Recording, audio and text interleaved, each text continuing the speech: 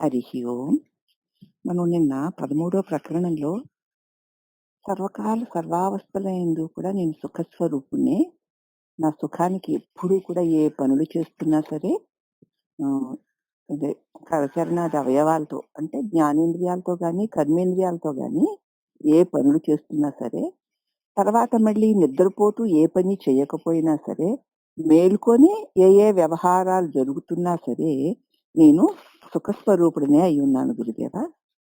నేను నా ఆనంద స్థితిలోనే మరి స్థితుడినై ఉన్నాను.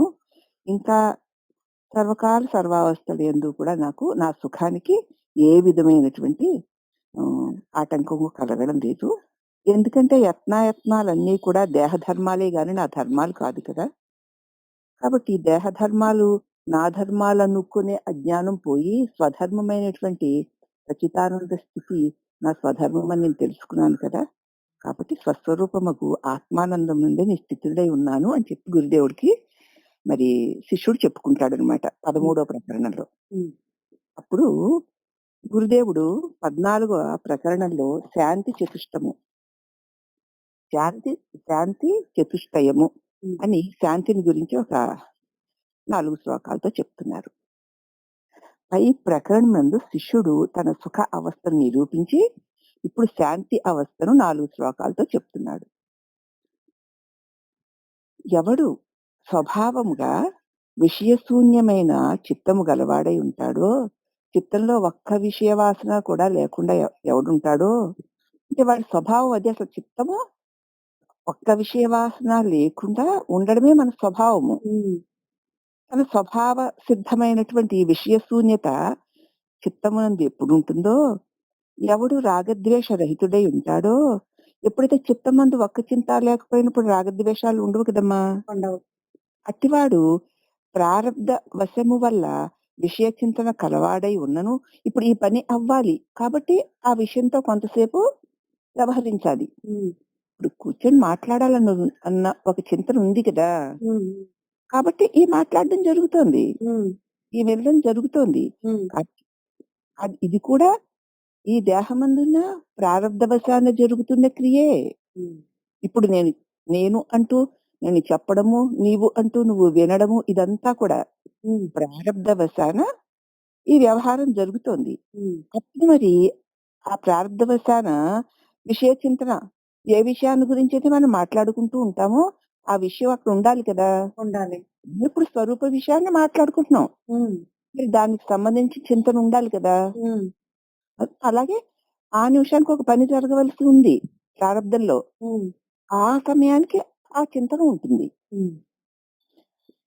గలవాడే భోగానుభవములు గలవాడై ఏ చింతన అయితే ఉండి ఏ క్రియ చేయబడుతుందో ఆ అనుభవం అతనికి వస్తూనే ఉంటుంది. వస్తుంది కదా. వస్తుంది.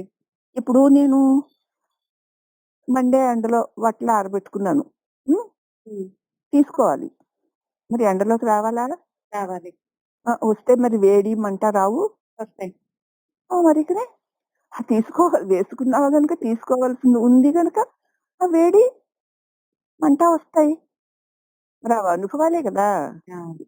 అది సంగతి. చిన్న విషయాన్ని మీకు రోజు జరిగే క్రియల్లో కూడా ప్రతీది కూడా ప్రారబ్ధవశాన దేన్నైతే మనం చేస్తూ ఉంటామో దాని ప్రభావము, దాని అనుభవము మనకు కలుగుతూ ఉంటుంది. అవునా? అవును. మరి అది కలగట్లేదా? కలుగుతుంది. అలాగే అతడికి భోగానుభవం కలవాడై ఉన్నను అతనికి లాభ నష్టాలు అనేవి ఉండవు. అతడు దాని నుంచి లాభాన్ని నష్టాన్ని కూడా ఏమీ ఆశించలేదు. జరగవలసిందే జరిగిందంతే. ఈ విషయమును ఒకానొక దృష్టాంతం చెప్తున్నాను. నిద్రాపరవశుడగు ఒకానొక పురుషుడు ప్రశాంతంగా నిద్రపోతున్నాడు అనుకుందాం.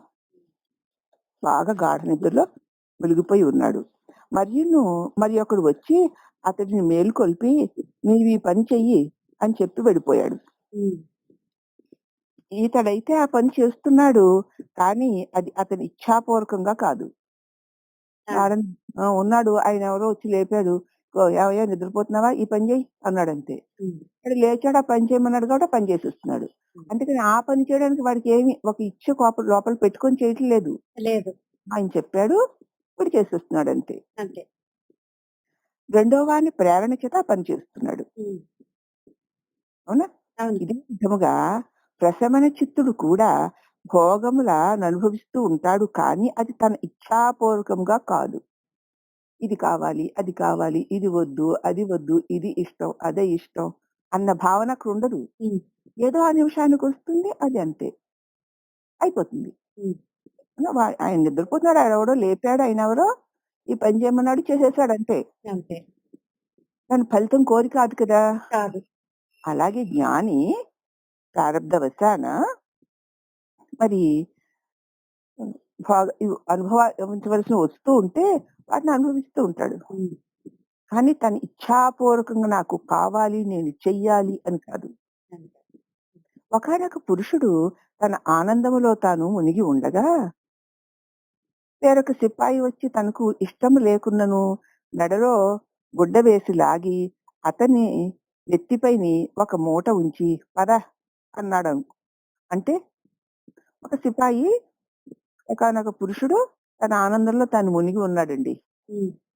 ఏదో ఓ పాట వింటూనో లేతే ఏదో ఒక భావనలోనో ఏదో తన ఆనందంలో తను మునిగి ఉండగా మరొక సిపాయి వచ్చి తనకి ఇష్టం లేకపోయినా సరే మెడకు ఒక గుడ్డ వేసి లాగి అతని నెత్తి మీద ఒక మూట పెట్టి నడుస్తూ పద ఈ మూట మోసుకొని హ్మ్. అంటే అతడు ఆ మూటను పట్టుకొని లేచి వెళ్ళిపోతూ ఉంటాడు. ఎందుకనగా అట్లా లేవకపోతే ఆ సిపాయి అతను కొడతాడు. నువ్వేం ఇక్కడ కూర్చొని కళ్ళగంటూ కూర్చున్నావా? ఈ పని చేయాలిలే అన్నాడంతే. హ్మ్. వెంటనే అతడు చెప్పినట్లే వీడు చేసేస్తూ ఉంటాడు. హ్మ్. ఎందుకనక అలా చేయకపోతే మరి ఆ సిపాయి అతన్ని కొడతాడు. అవును. భయము చేత ఇట్లు అతడు చేస్తాడే గాని బుద్ధిపూర్వకంగా నేను చెయ్యాలి అన్నటువంటి భావనతోనూ, సంతోషంతో నేను చేస్తాను అన్న భావంతోనూ చేయడం లేదు. అవును. ఆ సమయానికి ఆ పని చెయ్యాలి ఇంకంతే. నా ఇష్టాయిష్టాలతో పని లేకుండా ఆ పని చేయాలి. చెయ్యాలి. హ్మ్. అంతే తప్ప నాకది ఇష్టముంది, ఆ ఇష్టముంది అనడానికి వీలు లేకుండా ఆ పని జరిగిపోతుంది. హ్మ్. హ్మ్. అట్లే జ్ఞాని కూడా స్వయముగా భోగాలను అనుభవించడు. నాకిది కావాలి, నాకిది వద్దు అన్న భావాలతో ఉండడు. హ్మ్. ఇది అనుభవిస్తున్నా. అయితే ప్రారబ్ధ రూప సిపాయి యొక్క ప్రేరణ వల్ల అనుభవిస్తున్నాడు. ప్రారబ్ధం అనే సిపాయి లే ఇదిగో ఇది చెయ్యి, అది చెయ్యి అని వీడి చేత ఆ పనులన్నీ చేయిస్తోందది. హ్మ్. హ్మ్. అప్పుడు వీడికి ఇష్టాయిష్టాలు ఏహీతోటి సంబంధం లేకుండా ఆ ప్రారబ్ధం ఏది చేయమంటే అది చేసేసి ఊరుకుంటున్నాడు అంతే. హ్మ్. ఆ ఫలితం ఇష్టాయిష్టాలుంటే ఫలితాలొస్తాయమ్మా. అవును. అక్కడ ఏమీ లేదు. ఆ అంటే ఫలితం కూడా లేదు. ప్రారబ్ధ రూప సిపాయి గారు ఎలాగా ఏది చేయమంటే అది చేస్తున్నాడు. అంతే. అంతే. అందువల్ల అతడికి నష్టం గాని, లాభం గాని ఏమీ ఉండదు. తనకు తానుగా నేను, నాది, ఇలాగా, అలాగా అన్న భావాలేమీ లేవు వాడికక్కడ. హ్మ్. ప్రారంధం వచ్చి లేవగొట్టి ఇలాగ అలాగ ఏవో పనులు చేయించి చేయిస్తుంటే అలాగా చేస్తున్నాడంతే. అంతే. జ్ఞాని స్థితి అలా ఉంటుంది. హ్మ్. హ్మ్. ఎందుకంటే ఏం చేశావంటే ఏమో ఎందుకో మరి అప్పుడలా అయిందంతే. అవునా? అంతే. పొద్దున్నుంచి ఇప్పుడు దాకా ఏవేవో చేసాం. హ్మ్. ఇలాగా, అలాగా అనుకుంటూ అది, ఇది అనుకుంటూ చేస్తే అవునండి అలాగండి, ఇలాగనని చెప్తాం. ఇప్పుడు అదేమీ లేకుండా చేసినప్పుడు ఏం చేసావంటే ఏం చెప్తాం? అసలు గుర్తుండదు. నువ్వు ఆ పని చేసావు కదా! అని ఎవరైనా అంటే, ఆ! అవునండి ఆ! అంటాం. అప్పుడు గుర్తొస్తుంది. అప్పుడు కూడా అవునండి అంటామే గాని, అవునండి అలాగండి ఆ! బాబు. ఆ! అలా అని ఎక్స్‌ప్లెయిన్ చెయ్యం. అంతేకాదు ఇంత కష్టపడిపోయాను, అంత కష్టపడిపోయాను. హ్మ్. హ్మ్. హ్మ్. అని అనం గదా! అనం. ఏమో అలా అయిపోయిందన్నట్లుంటుంది. హ్మ్. అడిగితేను. ఆ! అయితే చేశానన్న స్పృహ కూడా ఉండదు. ఉండదు. అలాగే అలాగే జ్ఞాని కూడా తన స్వంత ప్రేరణతో తనకి కావాల్సొచ్చి తన ఇష్టానుసారంగా ఏ పని చెయ్యడు. ప్రారబ్ధం సిపాయి ఉండడం చేత ఆ ప్రారబ్ధం ఎట్లా చేయిస్తుంటే అలా చేస్తూ ఉంటాడంతే. నేను చేస్తున్నాను, నాది అన్న భావన అతడికి ఉండదు. హ్మ్. యాహ్! హ్మ్. అలా ఉంటుంది జ్ఞాని స్థితి. ఇంకా విషయముల నుండి, విషయ భావముల నుండి శూన్యమైన చిత్తము గలవాడు అవ్వడం వల్ల అతనికి విషయాలతోటి గాని, విషయ భావాలతోటి గాని పెద్దగా ఏ సంబంధాలు పెట్టుకోడు. హ్మ్. పెట్టుకోకపోవడం వల్ల అతని చిత్తంలో ఏ వాసన ఉండదు. భావనలు లేవు, వాసన లేదు. హ్మ్. ఉందా మరి? లేవు. లేకపోవడం వల్ల మరి పూర్ణాత్మ దర్శనుడగు నాకు విషయభోగేచ్ఛ నశించిపోగా ఇక ధనమెక్కడ, మిత్రులెక్కడ, శాస్త్రాభ్యాసాలెక్కడ? మరీను నిరుధ్యాసాది సాధనలెక్కడా? విజ్ఞానం ఎక్కడ? నాకు దేని యందు ఆసక్తి బుద్ధే లేదండి. నేను నిరంతరం జడుడనై, నిర్వికారుడనై ఉన్నాను. ఏదో అలా అలా జరిగిపోతుందంతే. ఇది కావాలని లేదు, ఇది వద్దు అని లేదు నాకు. ఇక ఈ ధనం ఎంతొచ్చిందో అమ్మో అని పొంగు లేదు. అయ్యో! ఆ ధనం రాలేదే అని కుంగు లేదు. ఆహా! వీడు నా స్నేహితుడండి, వాడు నా స్నేహితుడు, నా స్నేహితుడు ఇంత గొప్పవాడు, అంత గొప్పవాడు. నా స్నేహితుడు నన్ను ఇంత మోసం చేశాడు. అవి కూడా లేవు. అలాగే ఈ శాస్త్రము, ఆ శాస్త్రము దానిలో ఇది చెప్పబడింది, దీనిలో అది చెప్పబడింది. ఇది ఇలా కదండీ, అది అలా కదండీ అన్నవి కూడా అసలు నాకు లేవు. పైగా నిధిధ్యాసనం చేయాలండి, ఇప్పుడు నేను ధ్యానం చేసుకోవాలండి అన్నది కూడా నాకు లేదు. లేదు. దానికోసం నాకు విజ్ఞానాలు, వివేకాలు కూడా ఏమీ అక్కర్లేదు. ఉమ్. ఎందుకంటే నాకు దేని యందు ఆసక్తి లేదు. ఇంతకుముందు ఆసక్తి బుద్ధితో దేని యందో తగులుకొని దానికోసం పరితపించాం. ఆ. ఇప్పుడు దేని మీద ఆసక్తి లేకపోవడం వల్ల దేనిని చెయ్యాలని స్వయంగా ఇచ్చ అన్నదే కలగడం లేదు. దేనినైనా తెలుసుకుందాము అన్న మమకారం కలగడం లేదు. అందుచేత నేను నిరంతరము జడును, నిర్వికారుడనై ఉన్నాను. అందుచేత నాకు రాగద్వేషాది విషయములు కారణమన్నది అవిద్యందు పూర్తిగా నాకు నష్టమైపోయింది గురుదేవా. అతనికి శరీర యాత్ర ప్రారంధం వల్లనే జరుగుతుంది. ఉమ్. అతని శరీర యాత్ర కేవలం ప్రారంధం వల్లే సరే. జరుగుతుంటుంది. ఇక సర్వ సంకల్పాలు నశించిపోయాయి. ప్రత్యేకించి దేనికోసము ఇది ఇలాగా అది అలాగా అని ఆలోచించవలసిన అవసరం ఏమీ లేదు. ఉమ్. అందుచేత జీవన్ముక్తుడికి ఏ వస్తువునందు మోహం కూడా ఉండదు. ఉమ్.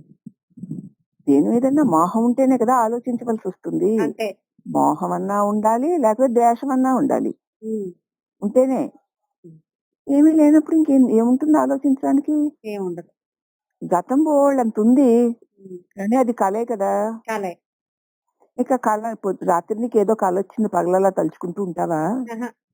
తలుచుకోవు. మనకి ఇంత జ్ఞానం కూడా తెలిసింది కాబట్టి మరి భవిష్యత్ ఏమో మనకి అనంతమై ఉంది. ఉమ్. తెలియదు మనకి. తెలీదు. అనంతమై ఉంది. ఉమ్. ఇప్పుడు ఈ వర్తమానమేమో ఆనందమై ఉంది. ఉమ్. ఎందుకంటే లోక విషయ స్పర్శ, దేహ విషయ స్పర్శ లేవు ఇప్పుడు మనకి. అవును. ఉన్నాయా? లేవు కదా. లేవు లేవు. ఇంకేమిటి? గతమంతా కళ, భవిష్యత్తంతా అనంతం, వర్తమానం ఆనందం. ఉమ్. ఉమ్.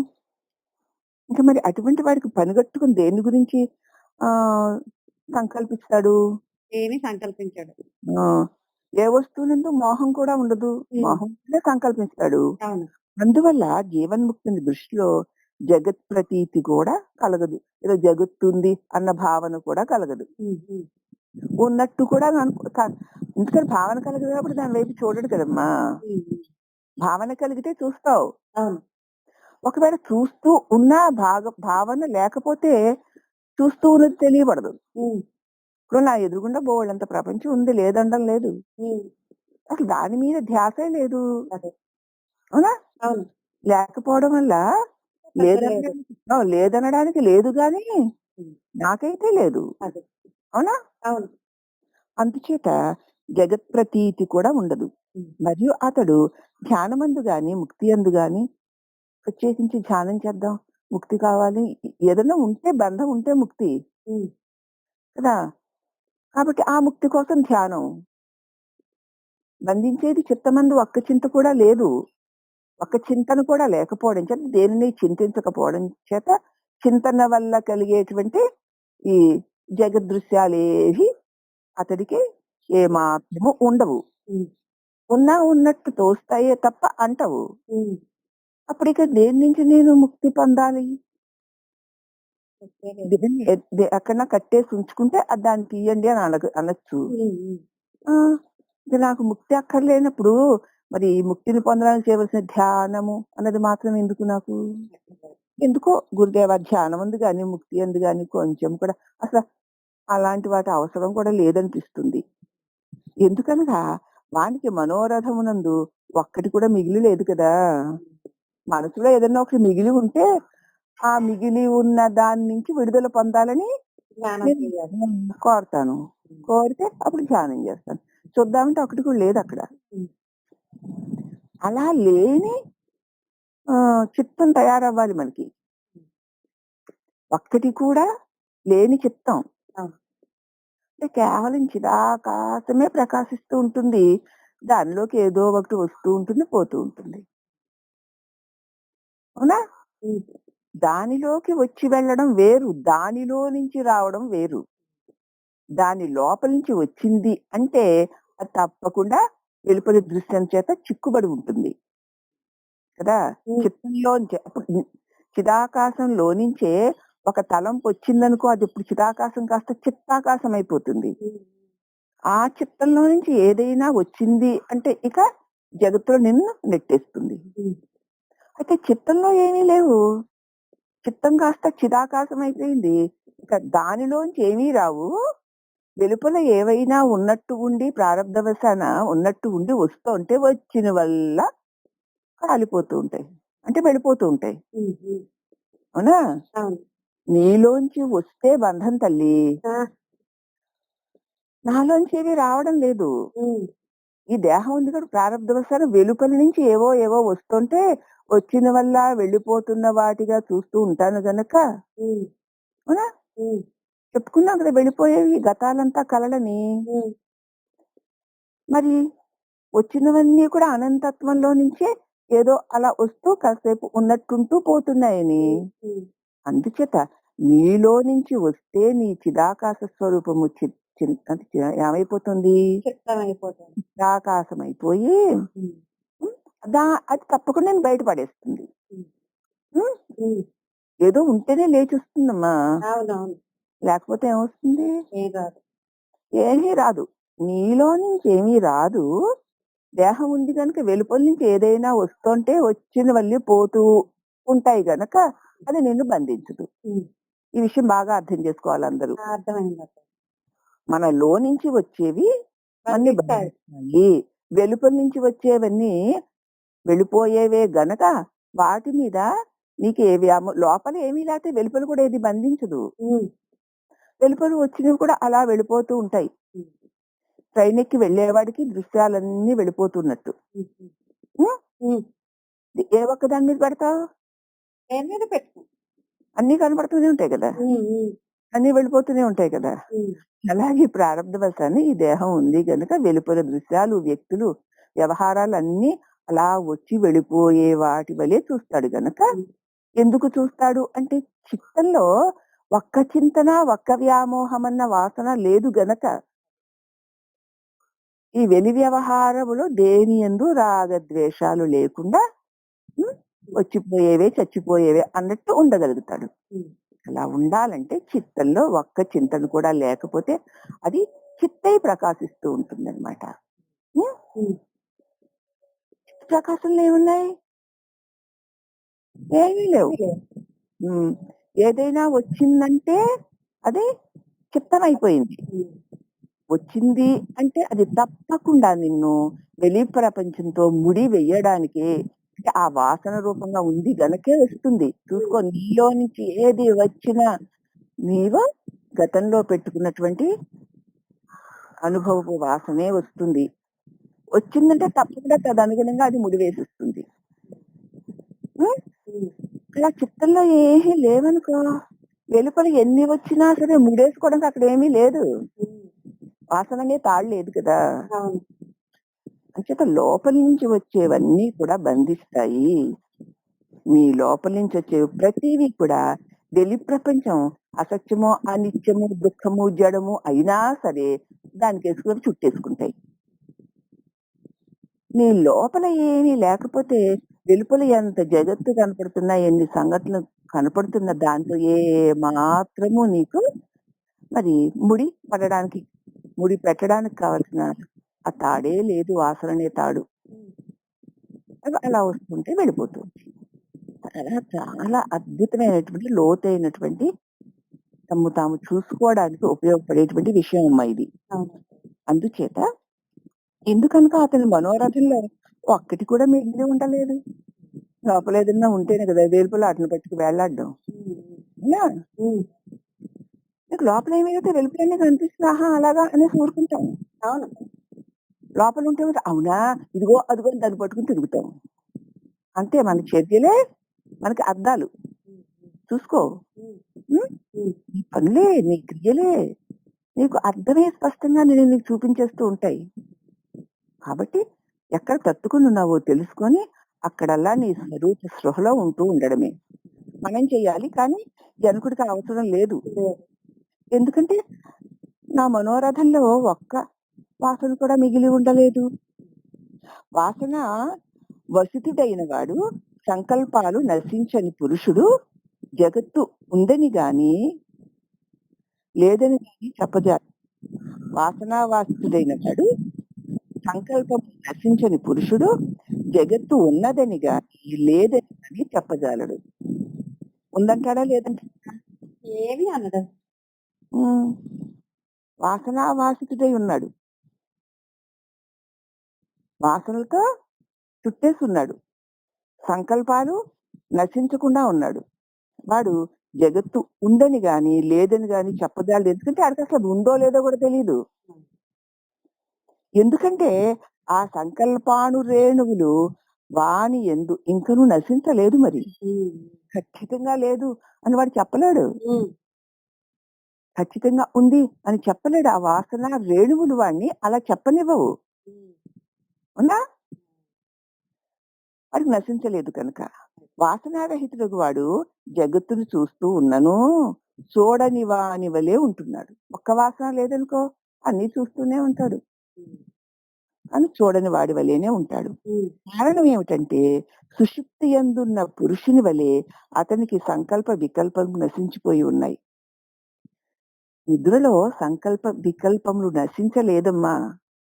హ్మ్. నశించాయా? నశించలేదు. ఆ! బీజ రూపంలో ఉన్నాయి. ఆ! కానీ ఇక్కడ సంకల్ప వికల్ప బీజమే నశించిపోయింది జ్ఞానికి. అది. కాబట్టి మరి కారణమేంటి సుషుప్తి యందు పురుషుని వలె అతడికి సంకల్ప వికల్పాలు నశించిపోయాయి. సంకల్ప వికల్పములు లేని వానికి ఈ జగత్తు లేదు కదా! లేదు. విత్తనమే లేకపోతే ఇంక వృక్షం ఏమిటుంటుంది? హ్మ్. ఇక మిగిలింది ఆ పరబ్రహ్మ స్వరూపం ఒక్కటే. అవునా? అవును. కాబట్టి ఎవడైతే బ్రహ్మమును అన్నింటికంటే వేరుగా చూస్తూ ఉంటాడో అతడికి నేనే బ్రహ్మమును అనేది దృఢ జ్ఞానము కలుగుచున్నది. బ్రహ్మము ఈ దృశ్యమునకంతటికిని ఆధారమై దృశ్యముల కంటే వేరుగా ఉన్న దాని వలె చూస్తూ ఉంటాడో అతడికి ఆ చూసే ఆ చూపు స్వరూపమైన నేనే బ్రహ్మమును అన్న దృఢ జ్ఞానం కలుగుతుంది. హ్మ్. నేనే కదా! నేనే. నేనే ఈ జగత్తుని ఎరుగువాడను నేనే. హ్మ్. అంటే నాకంటే నా చేత తెలియబడేదంతా అలా ఉన్నట్టు ఉండే దృశ్యమే గాని ఆ దృశ్యము నేను కాను. నేను ప్రకాశ స్వరూపమును హ్మ్. అన్న దృఢ జ్ఞానం కలుగుతుంది. అతనికి జగత్తంతా కూడా బ్రహ్మమయంగానే తోస్తుంది. ఎక్కడ ఏది ఉన్నట్టు తెలియాలన్నా తనే తన ప్రకాశంలోనే ఉండాలది. హ్మ్. కాబట్టి అదంతా తన యందే తానేగా తోస్తుంది. అట్టివాడు సమస్త చింతల నుంచి రహితుడై దేనిని కూడా చింతించడు. హ్మ్. ఇంకెందుకు దాన్ని చింతించడం? ఉన్నా తన యందే, లేకున్నా తన యందే. అంతే. తను లేకపోతే ఏదీ లేదు. ఇక దాని గురించి ఊరికే ఇదుంది, అదుందని చింతించడం ఎందుకు? హ్మ్. తనే కదా! అవును. నాకు కాళ్ళున్నాయి అనుకుంటూ ఉంటావా? అనుకోం కదా మనం. అనుకో. చేతులున్నాయి, కళ్ళున్నాయి, ముక్కున్నాయి అని మనం అనుకోం కదా! హుహు. ఎందుకంటే అవన్నీ నువ్వే అయ్యున్నావు. అది. అలాగే తన యందు తోచుచున్నటువంటి సమస్తము తానే తానే అయ్యున్నది. అయ్యున్నాడు. ఇక వాటిలి గురించి ఎందుకు చింతిస్తాడు? చింతించడు. పని చేయవలసి ఉంటే, నడవవలసి ఉంటే ఆ కాళ్ళు నడుస్తాయి. హ్మ్. నాకు కాళ్ళున్నాయి. నా కాళ్ళతో నేను నడుస్తాను అనుకోని నడుస్తాడా వాడు? లేదు. అలాగే దేని గురించి చింతించవలసిన పని లేదమ్మా. హ్మ్. ఎందుకు మరి అంతా తానే అయ్యున్నాడు కదా! అది. అనుకోక్కర్లేదు. అవును. అసలు నేను పరబ్రహ్మని చింతన కూడా చేయడు. అవును. అవునా? అవును. నేను మనిషిని గాబట్టి నాకు 2 కాళ్ళున్నాయి, 2 కళ్ళున్నాయి, 2 చేతులున్నాయి. ఇలా అనుకుంటామా మనం? అనుకో. ఇక మనిషినని కూడా అనుకోం కదా! అనుకో. అన్నీ మరి అలాగ మనిషి క్రియలన్నీ జరుగుతున్నాయి కదా! జరుగుతున్నాయి. మరి కళ్ళున్నాయి. చూస్తాను అని అనుకోని చూడం కదా! హుహు. అలాగే ఈ జగత్తునంతా ప్రత్యేకించి ఏదో అనుకోని ఏదో చెయ్యాలని అలా అనుకోని చెయ్యకపోతే ఉండదన్న భ్రమ లేదతడికి. అదే. కదా! హ్మ్. ఈ తనువంతా తానే అన్న హ్మ్. అనుభవం మనకుంది కదా! హ్మ్. హ్మ్. హ్మ్. దేహం నేననుకున్నావు గనక, మరి అఖండ ప్రకాశం నేనన్న నాయందే ఈ తనువెట్లా తోస్తుందో, అలాగే సమస్తము నాయందే తోస్తోంది. హ్మ్. నాయందు తోసే తనువంతా నేనే అయినట్లు, నాయందు తోచే జగమల్లా నేనే హ్మ్. అన్న ఆ పరిపూర్ణ జ్ఞానం కలిగిన వాడికి, ఇక నేను బ్రహ్మమును అన్న చింతన మాత్రం ఎందుకు? చెయ్యడు వాడనుకోడు. హ్మ్. అనుకోపోతే వాడు ఉండడా ఏమిటి? ఉన్నాడు కదా! అది సంగతి. హ్మ్. హ్మ్. ఎవడు తనలో ఉన్న విక్షేపమును తెలుసుకుంటూ ఉన్నాడో, అతడు ఆ విక్షేపములు దూరం అవ్వడానికి చిత్త నిరోధము చేయవలెనని చింతిస్తాడు. హ్మ్. లోపల విక్షేపములు అంటే చిత్తాలు, చింతలు, వాసనలు ఉన్నాయి నాలో. ఎందుకంటే మళ్ళీ నేను ఇలా వీటితో పట్టుకొని తిరుగుతున్నాను. హ్మ్. అంటే నా లోపల చింతనలు, విక్షేపములు ఉన్నాయి హ్మ్. అని తెలుసుకుంటాడో, ఆ విక్షేపాలే తానైపోయి తిరిగే వాళ్ళ సంగతి కాదిక్కడ. అవునవును. ఆ! ఆ తెలివిలో సాధన తెలియబడేది. మనం సాధన చేస్తున్నాం గనక, మన చిత్తంలో ఉన్నటువంటి చింతనే వెలుపలి ప్రపంచానికి ఏసి నన్ను తిప్పుతోంది. లేతే నాకేం పనుందసలా? హ్మ్. ఆ విషయాలతో గాని, ఆ వ్యక్తులతో గాని, ఆ పరిసరాలతో గాని, ఆ పరిస్థితి నాకేం పని? హ్మ్. హ్మ్. హ్మ్. నేను తిరుగుతున్నానంటే నాకు దాని మీద ఆసక్తి ఇంకా ఉందన్నమాట. ఉంది గాబట్టే వాటి వైపు నేను ఆకర్షింపబడుతున్నాను అని ఈ జగదాకర్షణకి కారణం చిత్తంలో విక్షేపం ఉంది అని తెలుసుకుంటాడో, అంటే ముందు తాను ఆ విషయాలకి ఆకర్షింపబడిపోతున్నాడు అని తెలుసుకోవాలి. హ్మ్. తెలుసుకున్న తర్వాత ఎందుకు అంటే దాని మీద ఆకర్షణ అనేటువంటి మరి విక్షేపం ఉంది. హ్మ్. మరి అయ్యో! ఉంది కాబట్టి లోపల ఆ ఇష్టం లేతే ఆ పని చెయ్యను కదా! చెయ్యం. మరి చేస్తుంటే లోపల ఆ ఇష్టపూర్వకమైన వాసన ఉందన్నమాట. అందుకే అలాగా అటువైపుకి లాగబడి ఆ పనులన్నీ చేసేస్తున్నాను హ్మ్. హ్మ్. అని తెలుసుకుంటాడు. హ్మ్. ఎవడు అలా తెలుసుకుంటాడో అతడు ఆ విక్షేపాన్ని దూరం చేసుకోవడానికి చిత్త నిరోధన చెయ్యాలి అనుకుంటాడు. హ్మ్. ఓహో! ఈ విషయం వస్తే దీన్ని వెంటనే వద్దు అని తీసేసుకోవాలి నేను. లేకపోతే మరి దానిలోకి దూరిపోయి అలాగే ఇలాగంటూ తిరిగిపోతాను హ్మ్. అని చిత్త నిరోధం చేయడం మొదలుపెడతాడు. హ్మ్. అవునా? హ్మ్. అసలు విక్షేపాలు లేవనుకో మరి ఆ చిత్త నిరోధము చేయవలెను అని ఎందుకు చింతిస్తాడు? చింతించడం. మరి ఇక వానికి చింతన అవసరమే లేదు కదా! హ్మ్. అవునా? ఆవిడ అవును. చూసుకోవాలన్నమాట. ఎక్కువెక్కువ నా మనసు ఎక్కడెక్కడ ఏ విషయాల పట్ల ఆకర్షింపబడి దానితో తిరుగుతోందో, దాని మీద నాకు ఇష్టం ఉందన్నమాట. అదే ఒక విషయం ఒకరికి ఇష్టంగా ఉంటుంది. వాళ్ళు దాంతో ఉంటారు. నువ్వు చూస్తూనే ఉంటావు. కానీ నీకక్కడ ఏ ఇచ్చ లేదు. వెంటనే నువ్వు మరలిపోతావు. హ్మ్. అవునా? అవును. ఇచ్చి ఉంటే తగులుకొని ఉంటావు. హ్మ్. అవునా? ఆ! ఇలా ప్రతిదానిని ఎందుకక్కడ నాకేముందక్కడ? అన్నది నువ్వు అనుకోక్కర్లేదసలు. నువ్వక్కడ ఉండవు. అవును. నువ్వు ఉండవంతే అక్కడ లోపల ఇచ్చేదాకా అసలు ఉండవు నువ్వక్కడ. అంతే. అది పర్టిక్యులర్‌గా అక్కడ నువ్వున్నావు అంటే, ఓహ్! దానికి సంబంధించిన వాసన లోపల ఉంది గాబట్టి. మళ్ళీ దాని గురించి చింతనలు. ఇలాగట అలాగటని. హ్మ్. హ్మ్. అంటే ఓహో! బాబోయ్! ఇంతకు ఇదంతా ఇలా తయారవుతుందా మళ్ళీను. ఈ చిత్తంలో ఈ చింతన ఉంది గనకే కదా దానికి లొంగిపోయాను. నాకు అవసరం లేదు కదా! అయినా లొంగిపోయాను. అంటే ఈ చింతన, ఈ విషయం మీద ఆసక్తి ఉందన్నమాట. ఈ ఆసక్తి మళ్ళీ నన్ను బంధిస్తుంది అని తెలుసుకొని, ఆ ఆసక్తిని ధ్యానంతోటి, విచారణతోటి తొలగించుకుంటాడు. అసల విక్షేపం అసల దాని మీద దేని మీద ఏది లేదు. వాడు ఇంక తొలగించుకోవడానికి ఏముంది? ఏముండదు. ఎందుకంటే వాడు ఇంకక్కడ ఆకర్షణ లేక పట్టించుకోడసల. హ్మ్. అంచేత వాడికి చింతన యొక్క అవసరమే ఉండదు. చిత్తంలో ఏదన్నా వాసన ఉంటే నా స్వరూప చింతన నేను చెయ్యాలి. హ్మ్. ఏమీ లేకపోతే నేనే ఉన్నానిక అదేం చేస్తాను? ఏమి చేయదు.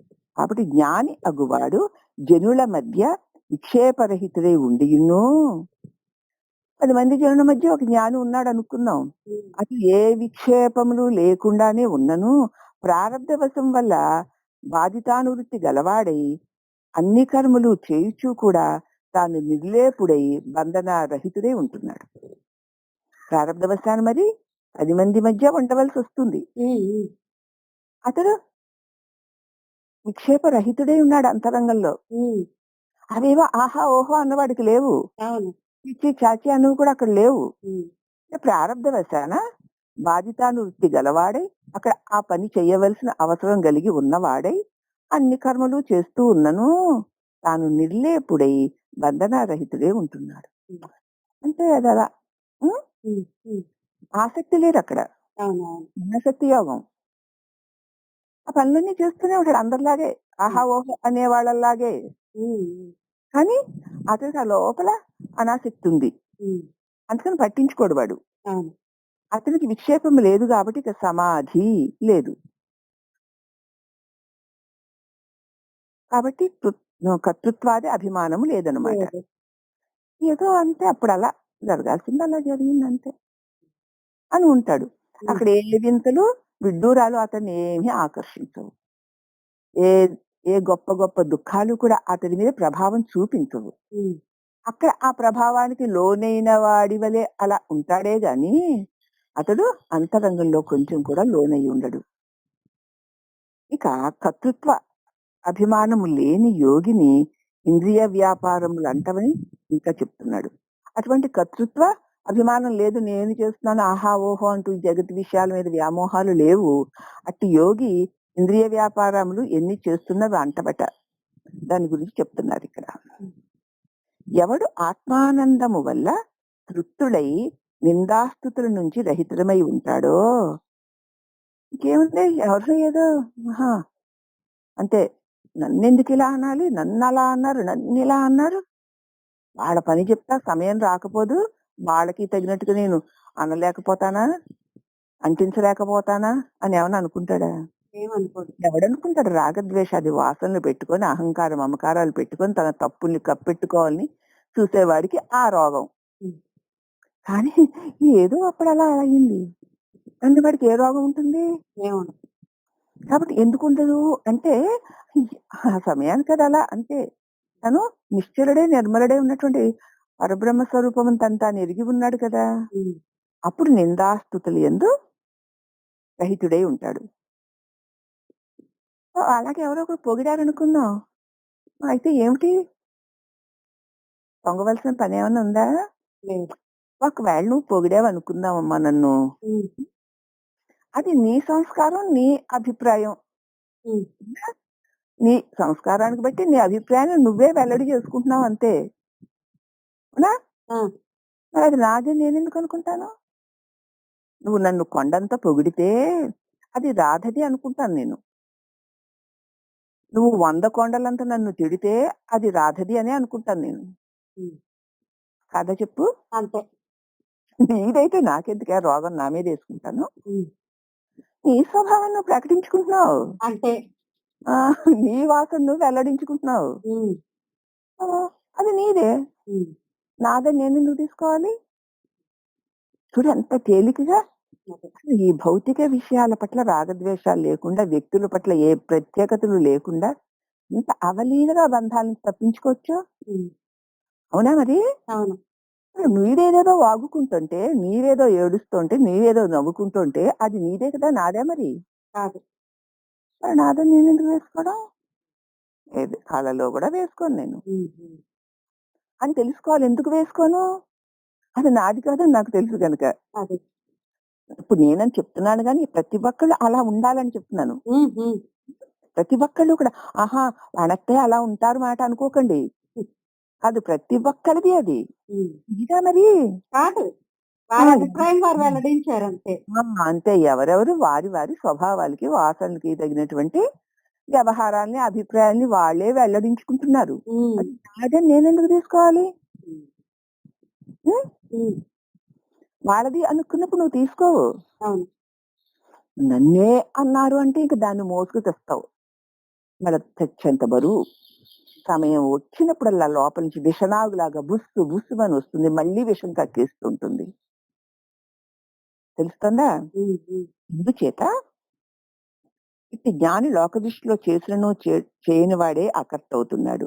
కర్తృత్వ అధ్యాసమే లేనివాడు గనక లోక దృష్టికి అందరి వల్లే వ్యవహరిస్తూ ఉన్నను వ్యవహారము చేయని వాడే అవుతున్నాడు.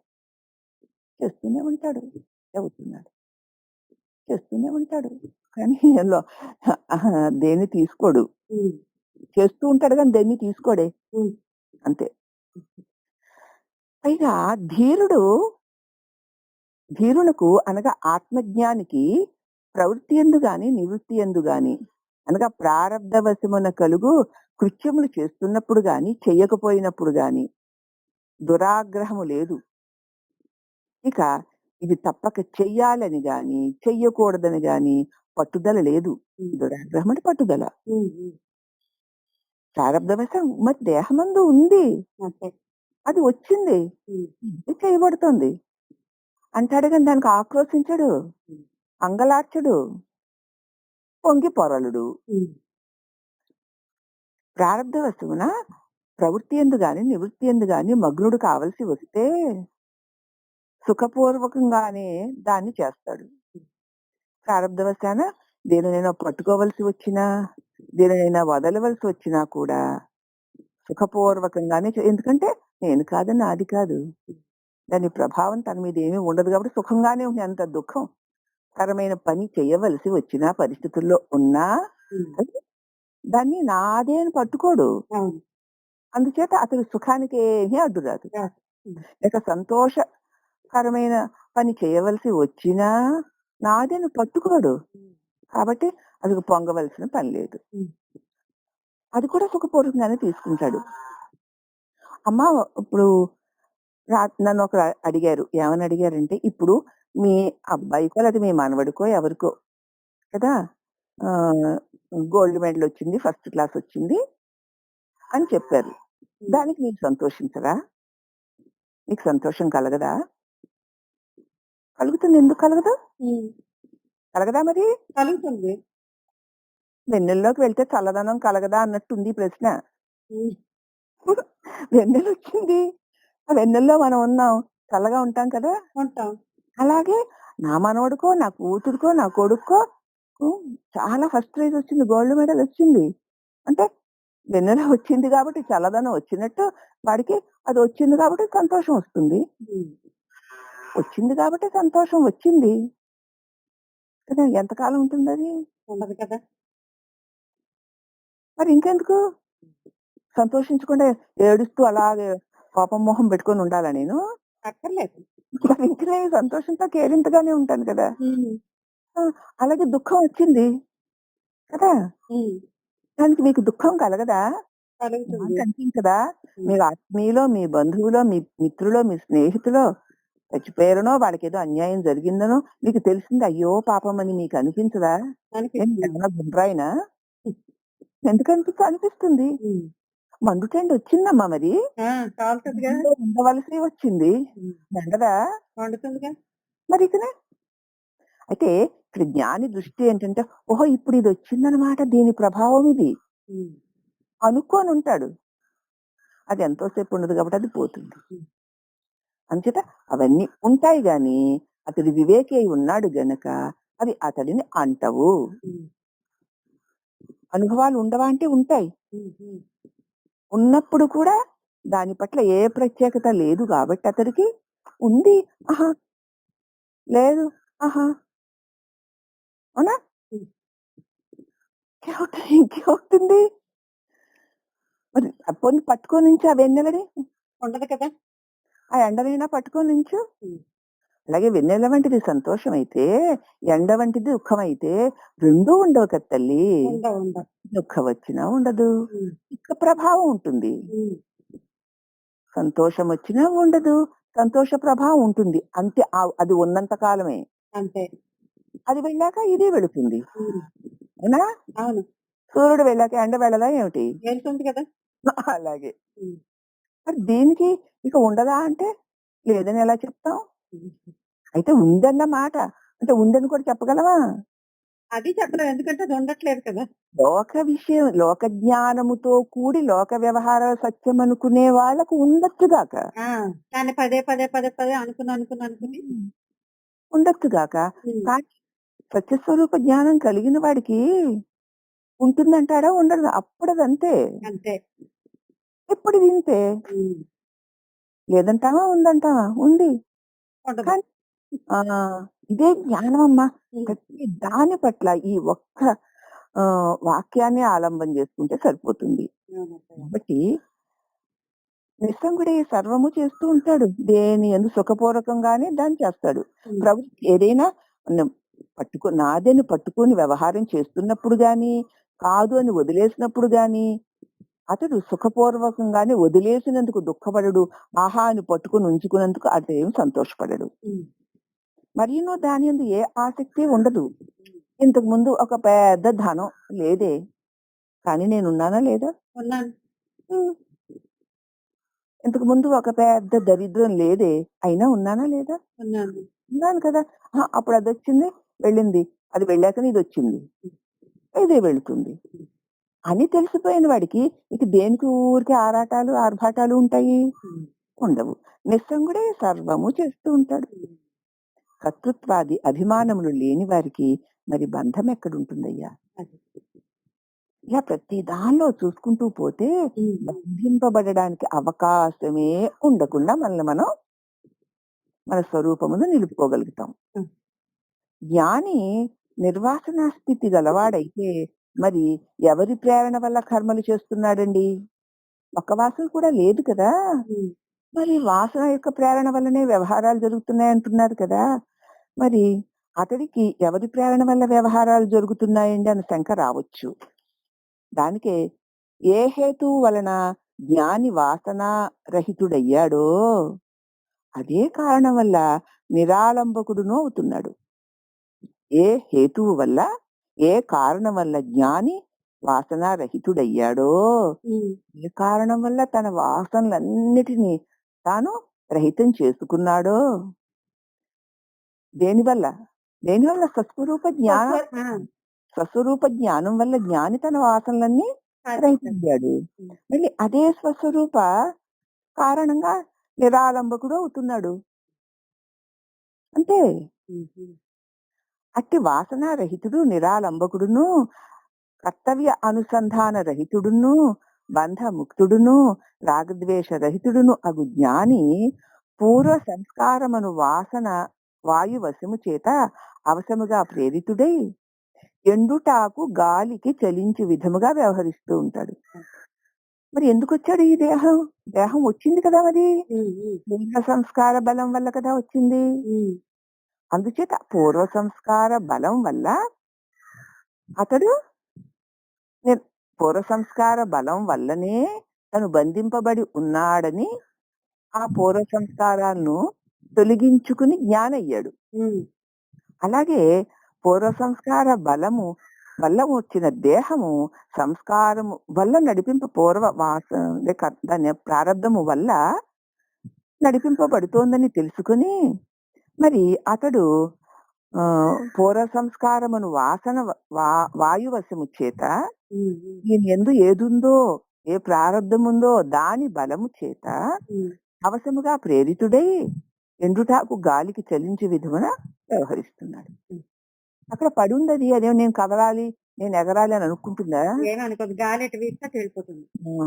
నేను ఇలాగే పలానా వాళ్ళ గుమ్మాలోకే వెళ్తాను, ఇంకొకళ్ళ గుమ్మాలోకి వెళ్ళను అంటుందా? అంటుందది. అనదు. గాలి ఎక్కడికి కొడితే అక్కడికి వెళుతుందది. హ్మ్.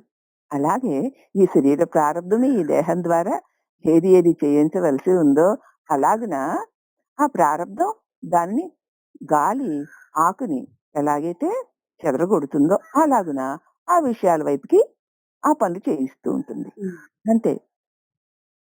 ప్రారబ్ధ కర్మాణం భోగాదేవ క్షయ. ప్రారబ్ధము ప్రారబ్ధ కర్మ అనుభవింపక జ్ఞానమాత్రం చేత పోదు. నువ్వు బ్రహ్మస్వరూప జ్ఞానమును పొందినా సరే ప్రారబ్ధ కర్మ ఏ చూసుకో. హ్మ్. హ్మ్. ఈ శరీరము ప్రారబ్ధ వశానే వచ్చింది. హ్మ్. ఈ శరీర ప్రారబ్ధంలో నీవు స్వస్వరూప జ్ఞానము పొందవలెను అని ఉంది గనుక నీకు స్వస్వరూప జ్ఞానం వచ్చింది. ఆ! అది కూడా ప్రారబ్ధ వశానే వచ్చింది. అవును. నువ్వేమో కష్టాలు, కర్మలు, ఈ వ్యవహారాలు ప్రారబ్ధ వశాన్ని అనుకుంటున్నావు. జ్ఞానం కూడా ప్రారబ్ధ వశానే వచ్చింది. హ్మ్. హ్మ్. అవునా? అవును. ఏ ప్రారబ్ధ వశాన్ని జ్ఞానం వచ్చిందో ఆ ప్రారబ్ధవశానే ఈ దేహం వ్యవహారం జరుగుతోంది తప్ప అని తెలుసుకున్న వాడికి ప్రారబ్ధము అనుభవిస్తే తప్ప జ్ఞానం కలిగినంత మాత్రాన పోదు.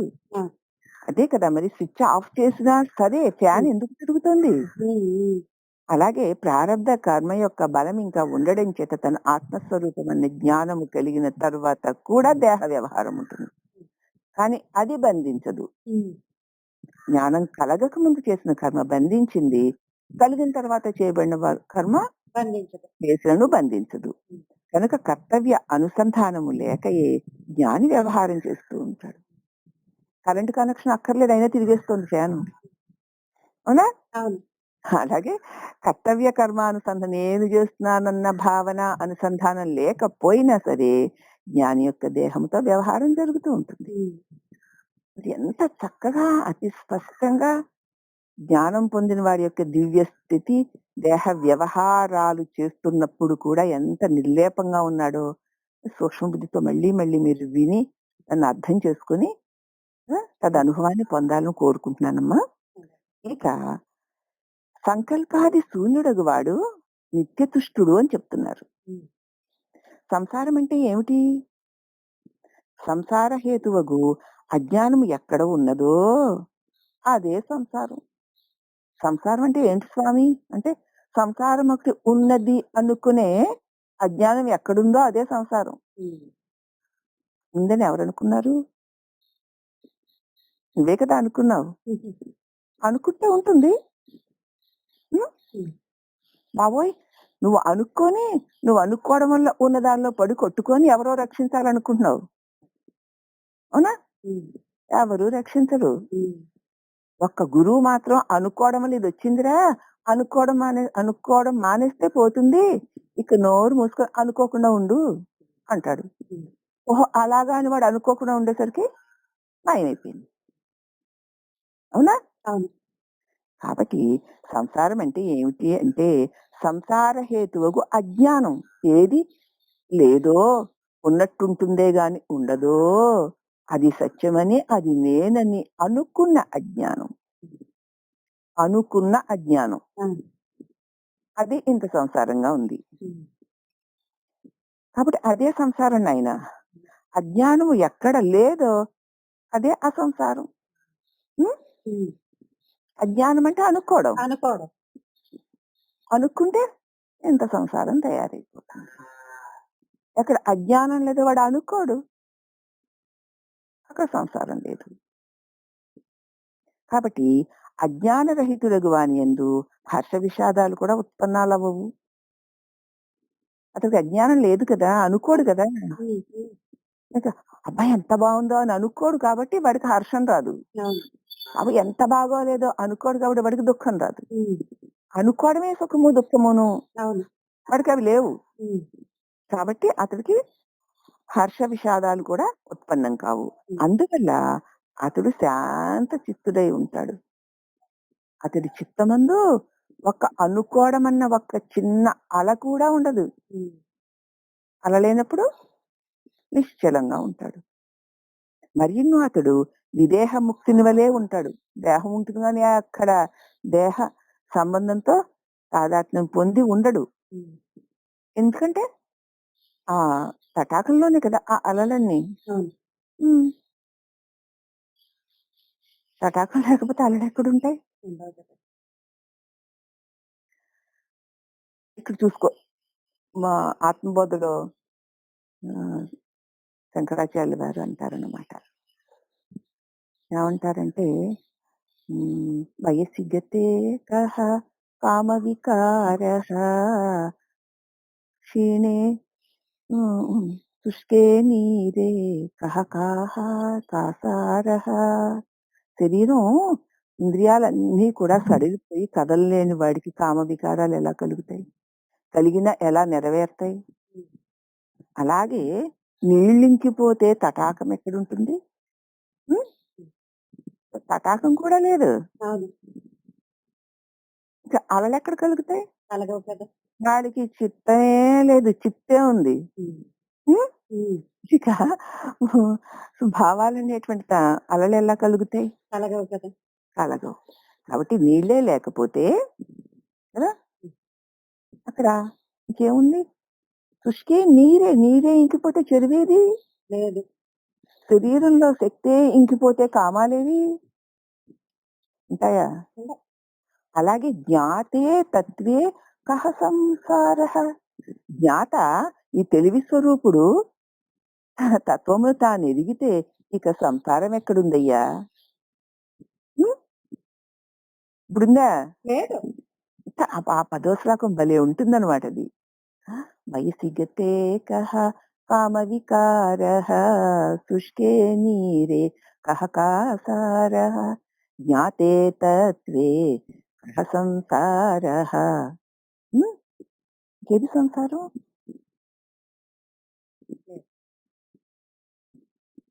రమతే బాలోన్మత్తవదేవా. బాలుడు ఉన్మత్తులాగా ఉంటాడు. ఏమీ ఉండదు వాడికి. అంటారా శంకర్ల వారి బంగారు కొండ. హ్మ్.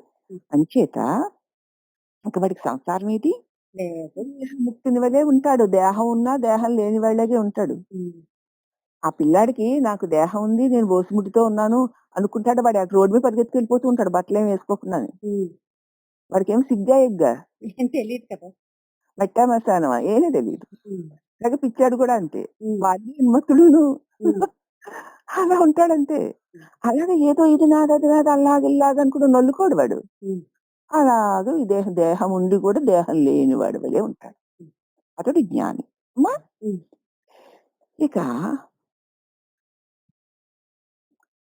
సంతత ఆత్మారాముడై నిర్మల చిత్తుడగు జ్ఞాని ధీరుడు అనబడతాడు. నిరంతరము తన స్వరూపమందే విశ్రాంతి పొంది ఉన్నవాడు నిశ్చల చిత్తుడై ఉంటాడు. లోపల ఒక్క చింతన కూడా ఉండదు. ప్రారంధవశాన దేహం దాని ఆట దాడుతూ ఉంటుందంటే గాలి చేత కొట్టబడిన ఎండుటాకులాగా. ప్రారంధం చేత కొట్టబడిన ఈ శరీరం ప్రారంధవశాన ఆయా పనులన్నీ జరుగుతూ ఉంటాయి. హ్మ్. బాగుందా వివరణ? చాలా ఆ. క్లియర్ గా వస్తుంది. అలా వచ్చినప్పుడు ఒకసారి అచ్చా అంటూ ఉండు. హ్మ్. ఎంజాయ్ చేస్తున్నాను. నువ్వు లోపల ఎంజాయ్ చేస్తే వినే వాళ్ళందరికీ ఎలా తెలుస్తుంది? సంతత ఆత్మారాముడై నువ్వు అలాగే ఆ ఎంజాయ్మెంట్ ని ఎక్స్ప్లెయిన్ చేసావనుకో అది వినడం చేత వాళ్ళకు కూడా ఆ ఎంజాయ్మెంట్ వస్తుంది. సంతత ఆత్మారాముడై నిశ్చల చిత్తుడగు జ్ఞాని ధీరుడు అనబడతాడు. నిర్మల మనస్కుడు ఒకటి చేత శీతల ఆఖ్యాత రాత్ముడు అనగా శాంతాత్ముడై ఉంటాడు. శాంతం శీతలం అంటే ఇక్కడ శాంతి చలి అని కాదు. నిర్మలమైన మనస్సు ఇప్పుడు శాంతంగా ఉంటాడు. అట్టి జ్ఞానికి రాగద్వేషాలే లేవు కదా. ఇంకా ఏ వస్తువునందైనా త్యాగ బుద్ధి గాని గ్రహణ బుద్ధి గాని ఉండదు. ఇది నాకు కావాలి, నేను ఉంచుకుందాం, ఇది నాకు వద్దు, ఇది పడేద్దాం అని అనుకోడు. అంటే అది దేహ ప్రారంభవశాన వస్తే వస్తుంది, పోతే పోతుంది, ఉంటే ఉంటుంది, లేకపోతే లేదు అని ఉంటాడు. అందువల్ల అతడు ఎట్టి అనర్థము లేనను చెయ్యనొల్లడు. వాడి వల్ల తప్పుడు పనులు ఎందుకు జరుగుతాయి? ఏదన్నా కావాలని రాగం ఉంటే ఆ రాగం కోసం ఆ పని చెయ్యాలి కాబట్టి అది తప్ప ఒప్ప అన్న వివేకమే లేకుండా నువ్వు చేసేస్తావు పని. అది నీకు కావాలి వద్దన్నదే లేదు కాబట్టి అతడు మరి అనర్థ కార్యాలు చెయ్యడు. ఎందుకనగా అతని యందు అనర్థ హేతువేది మిగిలిలేదు కదా. కనుక స్వభావముగానే ఎవని చిత్తము సంకల్ప వికల్ప రహితమైపోయిందో, తన ఆత్మయందే ఆత్మశాంతిని అనుభవిస్తోందో, అట్టి జ్ఞాని అజ్ఞాని వలె సమస్త కర్మలు చేస్తూ ఉన్నను అన్ని నేనే నాదే నావే అనుకునేవాడు చేస్తున్నట్లే అన్ని చేస్తూ ఉన్నను హర్షశోకములు అంతరంగమును పొందడు. మరియును మానవమానములు కూడా అసలు లెక్కించడు. మరి ఇప్పుడు జ్ఞాని యొక్క అనుభవాన్ని మళ్ళీ చూపిస్తున్నారు. ఈ జనక ఈ కర్మ దేహము చేత చేయబడింది. పరిశుద్ధ ఆత్మస్వరూపుణగు నాకు నా చేత చేయబడ్డం లేదు. దేహం చేత చేయబడుతోంది ఈ పని.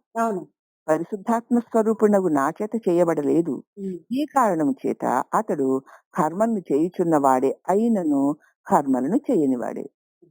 నేనేమీ చేయట్లేదు, అదేదో చేసుకుంటోంది అని ఉన్నాడు.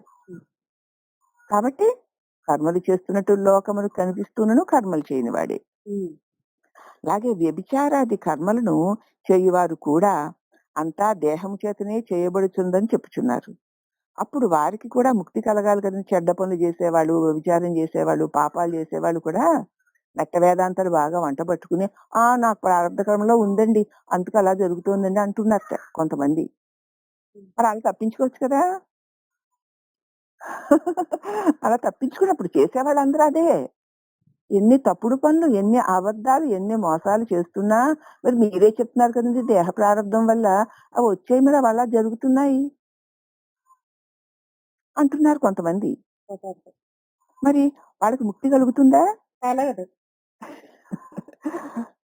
పామరుడు కర్మ ఫలములు యందు అభ్యాసము చేయుచున్నాడు. ఎందుకనగా శుభకర్మ చేయనప్పుడు వాని హృదయంలో సంతోషం కలుగుతోంది. హ్మ్. అశుభకర్మ చేయనప్పుడు వాడి మనసులో భయము, లజ్జ ఉత్పన్నమవుతున్నాయి. వ పామరుడైనా సరే, వాడికి జ్ఞానం కలక్కపోయినా సరే, మంచి పని చేస్తున్నాడనుకో, పొంగి పొంగిపోతా ఉంటాడు లోపల. హ్మ్.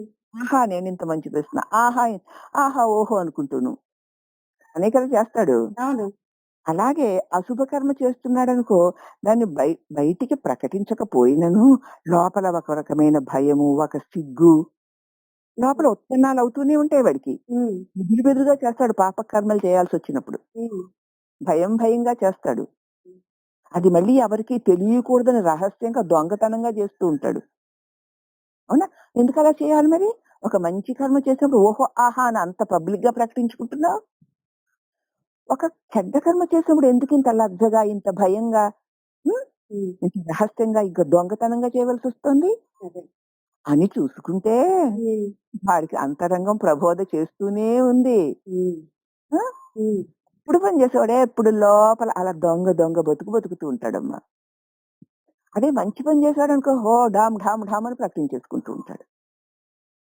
దీన్ని కూడా ఇలాగే ప్రకటించుకో. ఎందుకు ప్రకటించుకోవడం లేదు? దుష్కర్మ చేస్తున్నావు నువ్వు. అవును. అందుకని ప్రకటించుకోకుండా దాచుకొని కదా! హ్మ్. దొంగవలే మళ్ళా అబద్ధాలాడుతున్నావు. ఎందుకు ఈ కర్మ పట్టింది నీకు?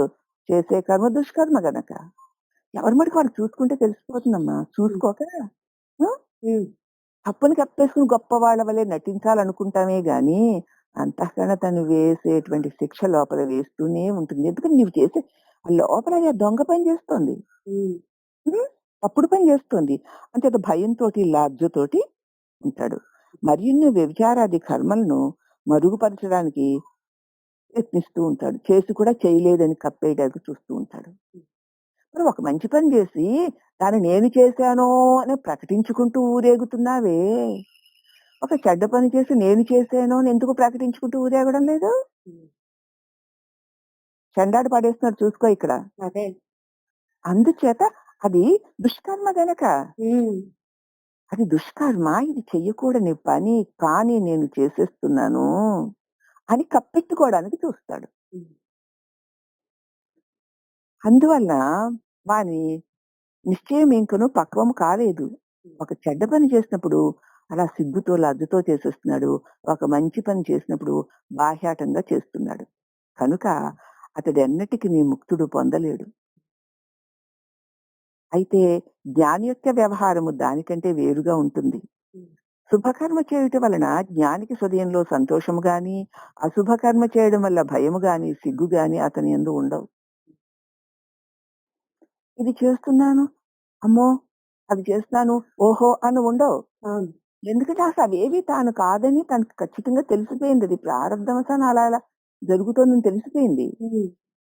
అజ్ఞాని అవి జరుగుతున్నప్పుడు తానే అని అశుభ కర్మలు, పాపపు కర్మలు చేసినప్పుడు సిగ్గుతో, లజ్జతో, భయంతో దొంగవలే బ్రతుకుతాడు. మంచి పనులు చేసినప్పుడు ఆహా! ఓహో! అని ప్రకటించుకుంటూ బ్రతుకుతాడు. హ్మ్. కానీ జ్ఞాని అలా కాదు. ఆ శరీరమందు ఒకవేళ ఆ దుష్కర్మ చేయవలసి ఉన్నా దాని పట్ల అతడికి మరి భయం గాని, సిగ్గు గాని అతడికి ఉండవు. ఎందుకు అసలు దుష్కర్మలే అతని నుంచి జరగవు. జరగవు అది.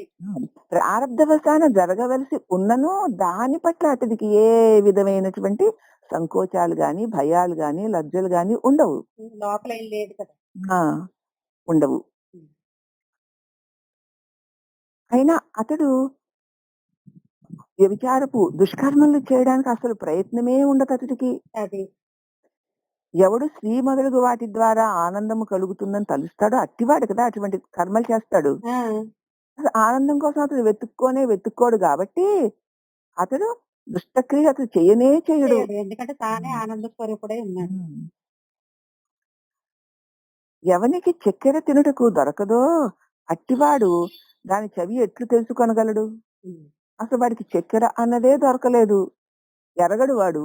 హ్మ్. దాన్ని దాని రుచిని ఎలా తెలుసుకుంటాడు? తెలుసుకోలేదు. వాడెప్పుడును బెల్లమును గాని, లేక చెరుకు రసమును గాని పానము చేయుటకు ప్రయత్నించును. అది ఏంటో తెలియని వాడికి దాని కోసం ప్రయత్నం చేస్తాడు. ఎదురుగుండా ఉన్నా ఆ ప్రయత్నం చేయడు కదా! చేయడు. ఎవనికి చక్కెర ఎల్లప్పుడూ లభ్యమవుతుందో అట్టివాడు ఒకప్పుడును బెల్లమును గాని, చెరుకు రసము గాని పానము చేయనొల్లడు. హ్మ్. కాబట్టి పేడ పురుగు ఒకప్పుడు చక్కెర యొక్క రసమును, దాని చవిని తెలుసుకోలేదు. హుహు. అవునా? హ్మ్. పేడలో ఉన్న పురుగు అక్కడ పంచదార కుప్ప అక్కడ పెట్టినా అది పేడ కుప్పల్లోకే వెళుతుంది గానీ పంచదారలోకి వెళుతుందా? వెళ్ళదు. రుచి చూస్తుందా? చూడదు. చూడదు. పామరుడు మలరూపముగు విషయానందమును ఆస్వాదిస్తూ ఉంటాడు. జ్ఞానవంతుడు చక్కెర వంటి ఆత్మానంద స్వరూపును ఆస్వాదిస్తూ ఉంటాడు. హ్మ్. వాడు దీనిలోకెళ్ళడు, వీడు దానిలోకెళ్ళడు. హ్మ్. హ్మ్. అవును. ఈ కారణం వల్ల అజ్ఞాని యొక్క ఆనందమును జ్ఞాని యొక్క ఆనందాన్ని పేడ పురుగు చక్కెర యొక్క రుచిని తెలుసుకోలేనట్లు హ్మ్.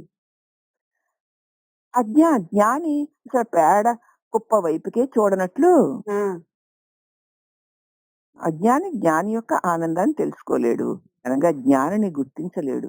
అది సంగతి. హ్మ్. హ్మ్. తెలుసా? ఆత్మానందము ఊరికే ఉపమానానికి చక్కెర కుప్ప వంటిది అనుకుందాం. హ్మ్. విషయానందము పేడ కుప్ప వంటిది అనుకుందాం. హ్మ్. ఆ విషయానందములో ఆ పేడ కుప్పలో ఉన్న పేడ పురుగు పక్కనే చక్కెర కుప్ప పెట్టినా దాని రుచి చూస్తుందా? చూడదు. బలవంతంగా నువ్వు తీసుకెళ్ళి ఏమిటి ఈ పేడలో పడి చస్తున్నావు? చక్కెర ఎంత బావుందో చూడని దానిలో పడేసావు ఆ కుప్పలో. హ్మ్. పైన మళ్ళీ కొంత పంచదార కూడా పోసేసావు. అది గబగబా ఇలా దొలిచేసుకొచ్చి మళ్ళీ పేడ కుప్పలోకి వెళ్ళిపోతుంది. అవునా? అవును. అలాగే చక్కెర అనుభవమును పొందేటువంటి ఆ చీమ లాంటిది నిన్ను తీసుకెళ్లి పేడ కుప్పలో వేసినా ఎలాగోలాగ తప్పించుకొని మళ్ళీ చక్కెర కుప్పలోకి వచ్చేస్తుంది. హ్మ్. కాబట్టి ఆత్మానంద స్వస్వరూప ఆనందమును పొందిన వాడికి విషయ సుఖముల వైపు ఆసక్తి బలవంతంగా ఎవరైనా వేసినా అక్కడ దాన్ని వదిలించేసుకుని ఆయన తన స్వరూపంలోకి వెళ్ళిపోతాడు హ్మ్. అని చెప్తున్నాడు. హ్మ్. కాబట్టి జ్ఞాని స్థితిని అజ్ఞాని గుర్తింపజాలడు అవును. అంటూ ఇంకిక్కడ ఈ కార్యమును నేను చేస్తున్నాను అని గాని, లేక నేను చెయ్యను అని గాని చెప్పకనే చేయుదునని చేయని వాని వలెను, చేయనని చేసేవాడి వలెను ప్రపంచమున జీవన్ముక్తుడగు వాడు కార్యములు చేస్తూ ఉంటాడు. ఇది చేస్తాను, ఇది చేయను అని అనుకోడు. ఎప్పుడు ఏది జరుగుతోందో అదంతే అనుకుని ఉంటాడు. హ్మ్. జీవన్ముక్తుడి యొక్క వ్యవహారాలు ఇలా ఉంటాయి. హ్మ్. హ్మ్. అనగా మతిలేని వాడిలాగా లోకంలో కనపడుతూ ఉంటాడు. అవును. కానీ మూర్ఖుడేమీ కాదు. హ్మ్. పిచ్చివాడు కానీ కాదు. అవును. సంసారమునందు ఆయా పనులు చేయుచునే అతడు అత్యంత ప్రశాంత చిత్తము గలవాడై వెలుగొందుతూ ఉంటాడు. హ్మ్. అన్నీ అలా ఏవో సినిమా చూస్తూ ఉంటాం కదా అలాగే. హ్మ్. చూస్తూ ఉంటామా లేదా? హ్మ్. సో, ఒక చిన్న రహస్యం ఎంత బావుంటుందో తెలుసా? హ్మ్. తెర మీద కనపడేటువంటి సంఘటనలు, సీన్‌లు మారిపోతూ ఉంటాయి గానీ తెర మారుతుందా? మారదు. తెర మారకుండా అలాగే ఉంటుంది. దాని మీద దృశ్యాలు మారిపోతూ ఉంటాయి. హ్మ్. మరి మారిపోయే దృశ్యాలు సత్యమా? తెర సత్యమా? వేర సత్యం. అలాగే తెలివి స్వరూపుడైన నా తెలివిలో అనేక దృశ్యాలు, సంఘటనలు వచ్చి వెళ్ళిపోతూ ఉంటాయి. అవి సత్యమా? మరి తెలివి స్వరూపమైన నేను సత్యమా? తెలుగు స్వరూపమని నేనే సత్యం. నేను తెరను. తెలివి తెరను. హ్మ్. కదా! హ్మ్. దాని మీద తెలియబడే దృశ్యాలు రకరకాలుగా సంఘటనలు వచ్చి వెళ్ళిపోతూ ఉంటాయి. హ్మ్. అవి సత్యాలనుకోవడం మోహం కదమ్మా! అంతే. ఉంటాయా పోనీ? ఉండవు. మరి తెలివి స్వరూపుడు నువ్వు అలాగే ఉన్నావు కదా! హ్మ్. కాబట్టి ఉదాహరణలో నువ్వు తెరవు, నీ చేత తెలియబడే దృశ్యాలన్నీ కూడా రకరకాలుగా మారి వెళ్ళిపోతున్నాయి. వెళ్ళిపోతుంది. దృశ్యాలు మారతాయి గాని తెర మారదు కదా! హుహు. మరి ఇక్కడ సంఘటనలు మారతాయి గాని నేను మారడం లేదు కదా! మారదు. మరి అట్టి నువ్వు శాశ్వతుడివి కదా! హ్మ్. మరి ఇంకా వచ్చిపోయే వాటితోటి, చచ్చిపోయే వాటితోటి నువ్వుంటే అవున్నాయా? అవుంటే నువ్వున్నావా? నేనుంటా ఉన్నా. కాబట్టి అవి ఉంటాయి, ఉండవు. కానీ నువ్వుంటావు కదా! ఉంటాను. అని తెలుసుకుంటే వాటితో చేరి ఆ పేడ కుప్పలో దొర్లినట్లు ఎందుకు దొర్లుతావు? హ్మ్. హ్మ్. వాటి వల్ల సుఖమో, దుఃఖమో, రాగమో, ద్వేషమో అనేటువంటి చాంచల్యమే ఉంటుంది తప్ప నిశ్చలత్వము, శాంతి ఉండవు కదా! ఉండవు. ద అవి మళ్ళీ నీ వల్లే ఉన్నాయి. హ్మ్. కాబట్టి నా వల్ల ఉన్నవి అవి వచ్చిపోయేవని తెలుసుకున్నప్పుడు, నాకు రాకపోకలు లేకుండా ఉన్నానని తెలుసుకున్నప్పుడు, నీ స్వరూపంలో నువ్వు నిలిచి ఉంటే ఉన్న శాంతి, ఈ వచ్చిపోయే వాటితో, చచ్చిపోయే వాటితో పెట్టుకుంటే ఉంటుందా? ఉండదు.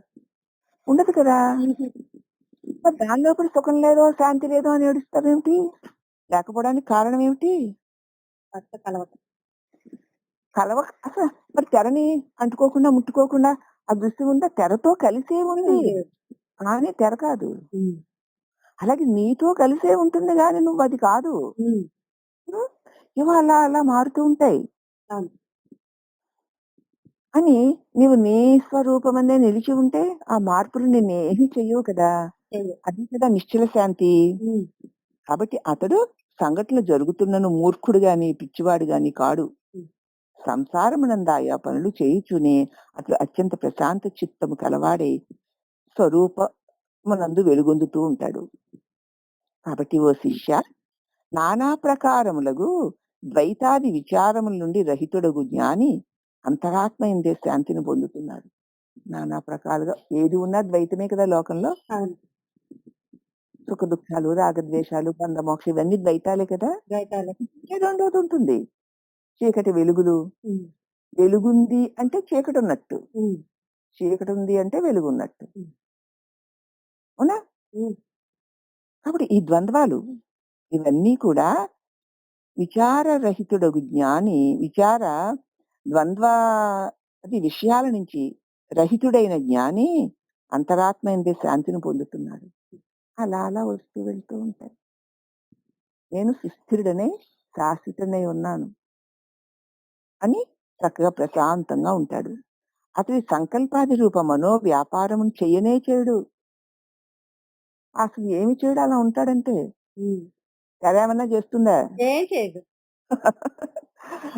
మరియును బుద్ధి సంబంధమగు వ్యాపారము నుంచి కూడా దూరుడవుతాడు. హ్మ్. మనసుతో ఏ సంకల్పాలు చేయడు, బుద్ధిలో ఏ నిశ్చయాలు చేయడు. అసలు అంతఃకరణలో ఏ పని లేదది. అది. హ్మ్. హ్మ్. నిద్రలో పడిపోయింది అంతఃకరణ. హ్మ్. హ్మ్. నువ్వు లేచి ఉన్నా అదే పని చెయ్యదు. హ్మ్. అంటే చేయవలసిన అవసరం లేదు. అది. అప్పుడు చెయ్యలేక పడిపోయిందమ్మా నిద్రలో. హ్మ్. ఇప్పుడేమో ఇప్పుడు చెయ్యదు. చెయ్యగలిగి ఉండి కూడా చెయ్యవలసిన అవసరం లేదు. హ్మ్. అవునా? అవును. కాబట్టి అతని బుద్ధి యందు కూడా ఏ వ్యాపారములు లేవు. అనగా అతనికి కర్తృత్వాది అభిమానము లేదు. హ్మ్. అందువల్ల ద్వైత భావమే లేదు అతడికి. హ్మ్. ఏదైనా ఉంటే బుద్ధి నిశ్చయించడం, మనసు సంకల్పించడం, చిత్తం చింతించడం, అహంకారం, అభిమానించడం జరుగుతాయి. హ్మ్. ఏం లేవు. ఇక అంతఃకరణకి ఏం పనుంది? ఏ పని లేదు. హ్మ్. జ్ఞాని ముముక్షువు కాదు నాయనా. ఆ! ఎందుకనగా జ్ఞానికి సమాధి యందు ఉండాలని గాని నియమాలేమీ లేవు. ముముక్షువుకి సమాధి యందు ఉండాలి. ఎందుకంటే అతనికి విక్షేపాలు ఉన్నాయి గనక దాని నుంచి తప్పించుకోవడానికి సమాధి యందు ఉండాలి. హ్మ్. జ్ఞానికి విక్షేపాలే లేవు. అవును. సమాధులు, సన్యాసాలు ఎందుకు? అక్కర్లేదు. ఉండవు. విక్షేప నివృత్తి కొరకు ముముక్షువు సమాధిని అవలంబిస్తూ ఉంటాడు. హ్మ్. విక్షేపాలు ఉన్నాయి గనక దాన్ని తొలగించుకోవడానికి జ్ఞాని సమాధి అంటే తన స్వరూపపు చింతనలో మునిగి ఉంటాడు. హ్మ్. విక్షేపాలు ఉన్నాయి గనక అవును.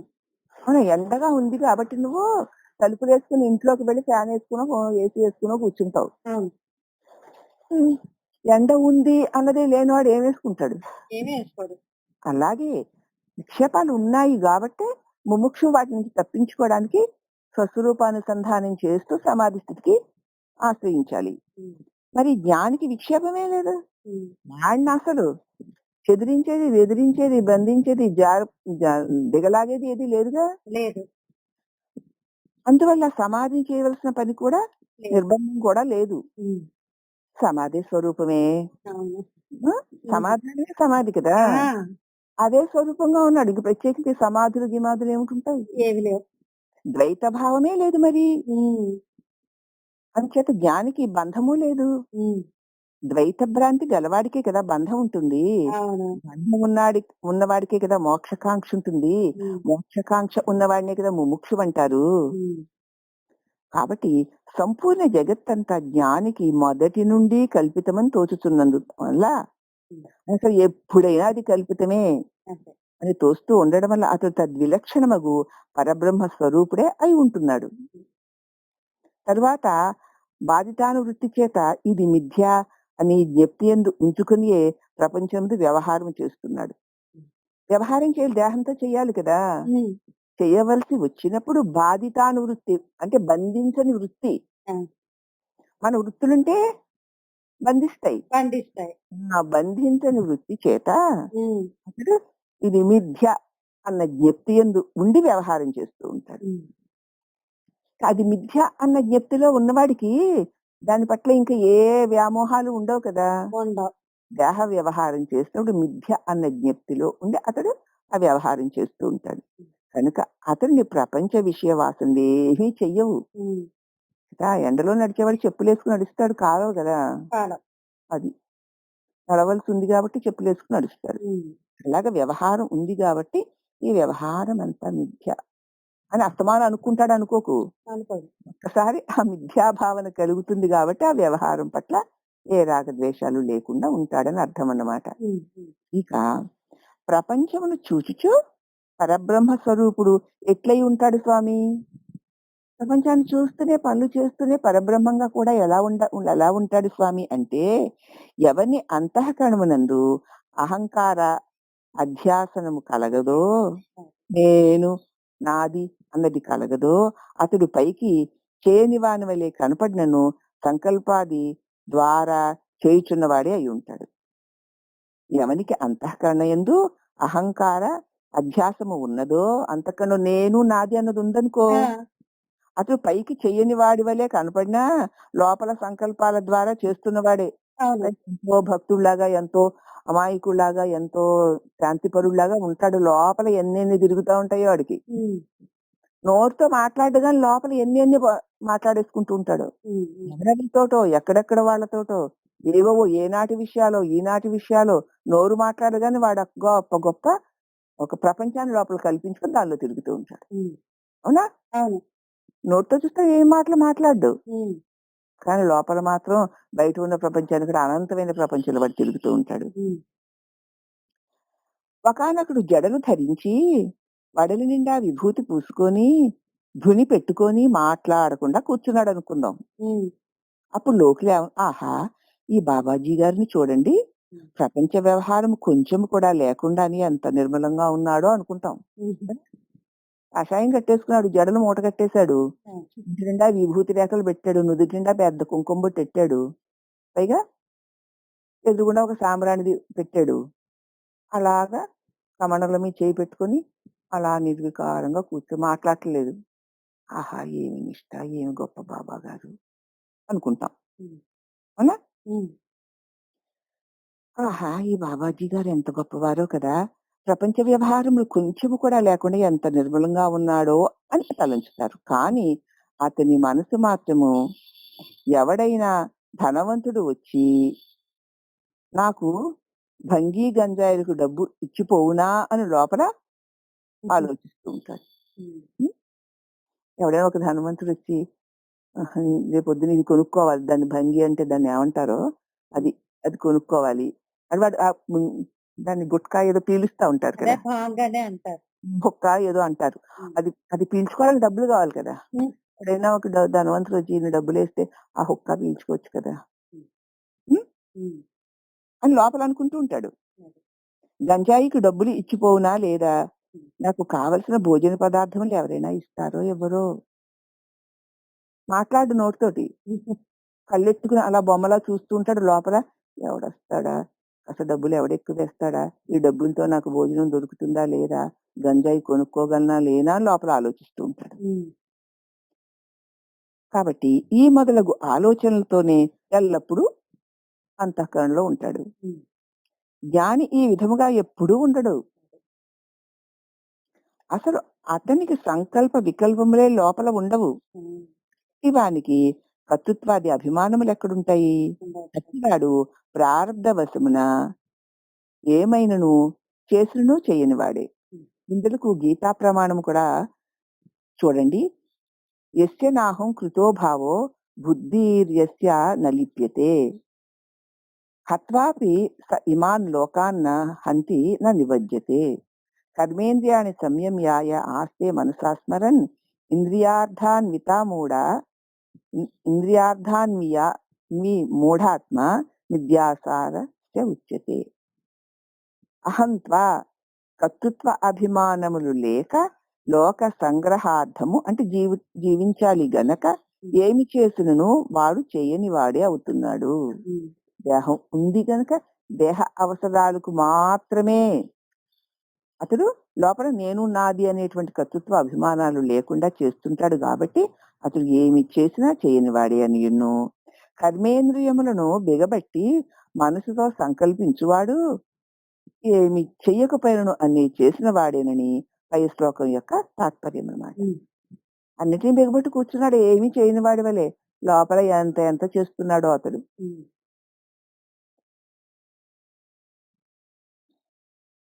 జీవన్ముక్తులకు మహాత్ముని యొక్క మనసు కర్తృత్వాదులు లేనిదై చలన రహితమై ఆశావర్జితమై సందేహరహితమైనదై ఉద్వేగము లేదు ఎన్నో లేనిదై ఉప్పొంగనిదై అత్యంత నిర్మలమైనదే ప్రకాశిస్తూ ఉంటుంది. జీవన్ముక్తుడు మహాత్ముని యొక్క మనస్సు కర్తృత్వాభిమానాలు ఏమీ ఉండవు.